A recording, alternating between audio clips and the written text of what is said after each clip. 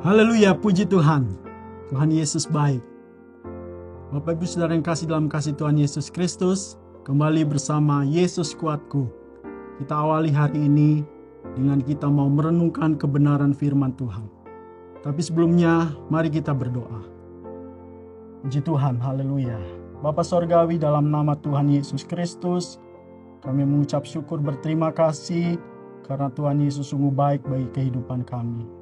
Sebelum kami lebih jauh lagi melangkah di sepanjang hari ini, kami mau dengar firman Tuhan. Kami mau merenungkan firman-Mu ya Tuhan. Mari Allah Roh Kudus bekerja mengurapi setiap kami, memberikan pengertian buat setiap kami, dan ajar kami untuk melakukan firman-Mu. Terima kasih ya Tuhan, segala puji hanya bagi Tuhan. Dalam nama Tuhan Yesus Kristus, haleluya. Amin, puji Tuhan. Bapak Ibu Saudara yang kasih dalam kasih Tuhan Yesus Kristus, ayat firman Tuhan renungan pagi hari ini terambil di dalam Yohanes 16 ayat 13. Demikian firman Tuhan. Tetapi apabila Ia datang, yaitu Roh kebenaran, Ia akan memimpin kamu ke dalam seluruh kebenaran, sebab Ia tidak akan berkata-kata dari dirinya sendiri, tetapi segala sesuatu yang didengarnya itulah yang akan dikatakannya, dan Ia akan memberitakan kepadamu hal-hal yang akan datang. Puji Tuhan. Bapak Ibu Saudara yang terkasih dalam kasih Tuhan Yesus Kristus, Roh kebenaran adalah Roh Kudus. Dan Roh Kudus yang akan memimpin kita ke dalam seluruh kebenaran, memberikan pengertian buat setiap kita. Ada beberapa hal yang saya catat di renungan hari ini. Yang pertama, memberikan pengertian bahwa Roh Kuduslah yang akan mengajarkan kepada kita dan mengingatkan kita akan firman Tuhan. Seperti perkataan Tuhan Yesus di dalam Yohanes 14 ayat 26.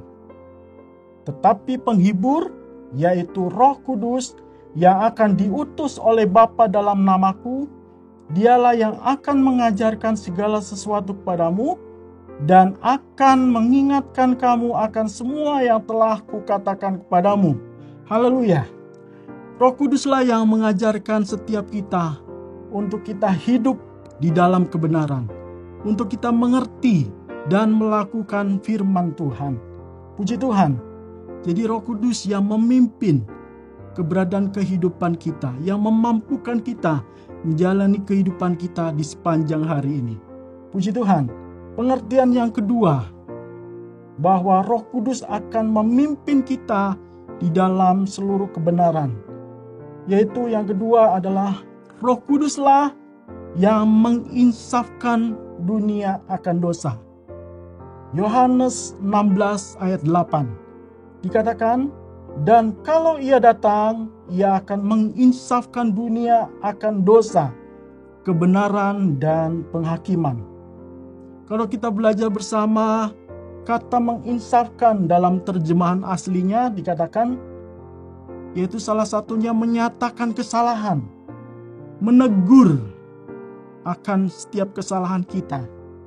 Jadi Roh Kudus itu menyatakan kesalahan kita, menegur kita kalau kita salah atau kita melakukan dosa.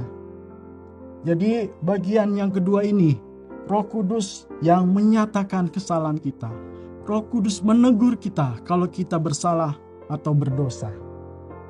Bagian selanjutnya, dalam pengertian Roh Kudus yang akan memimpin kita ke dalam seluruh kebenaran. Yang ketiga, artinya Roh Kuduslah yang mengubahkan kita dan menjadikan kita milik Kristus. Roma 8 ayat 9 sampai 11. Tetapi kamu tidak hidup dalam daging, melainkan dalam roh, jika memang Roh Allah diam di dalam kamu. Tetapi jika orang tidak memiliki Roh Kristus, ia bukan milik Kristus. Tetapi jika Kristus ada di dalam kamu, maka tubuh memang mati karena dosa, tetapi roh adalah kehidupan oleh karena kebenaran. Dan jika roh Dia yang telah membangkitkan Yesus dari antara orang mati diam di dalam kamu, maka Ia yang telah membangkitkan Kristus Yesus dari antara antara orang mati, akan menghidupkan juga tubuhmu yang fana itu oleh rohnya yang diam di dalam kamu. Jadi pengertian yang ketiga, kita tidak hidup lagi di dalam daging, tetapi kita hidup di dalam roh. Sebab jika kita hidup menurut daging, kita akan mati, kita akan binasa. Tetapi jika kita hidup menurut roh, kita akan hidup. Haleluya, puji Tuhan. Jadi Roh Kudus memperbaiki kelakuan kita. Roh Kudus mengubahkan kita. Haleluya. Dikatakan di dalam 2 Korintus 3 ayat 17. Sebab Tuhan adalah roh, dan di mana ada roh Allah, di situ ada kemerdekaan. Di mana ada roh Allah, di situ ada kelepasan. Di situ ada kesembuhan. Di situ ada pemulihan. Puji Tuhan. Jadi Roh Kudus yang memperbaiki kelakuan kita. Roh Kudus yang mengubahkan kehidupan kita. Puji Tuhan. Bagian selanjutnya yang keempat, yang kita mau sama-sama belajar di renungan hari ini, yaitu Roh Kudus yang memimpin kita ke dalam seluruh kebenaran. Artinya, yang keempat adalah Roh Kudus yang mendidik kita dalam kebenaran. Roh Kudus yang memimpin kehidupan kita. Galatia pasal 5 ayat 25. Jelas di situ dikatakan, jikalau kita hidup oleh roh, baiklah hidup kita dipimpin oleh roh.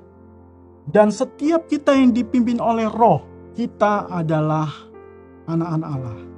Jadi setiap kita, Bapak Ibu Saudara, yang dipimpin oleh Roh Kudus, kita adalah anak Allah. Puji Tuhan. Haleluya. Kiranya hidup kita mau selalu dipimpin oleh Roh Kudus. Karena kita sadar dan menyadari bahwa kita butuh Roh Kudus dalam hidup kita.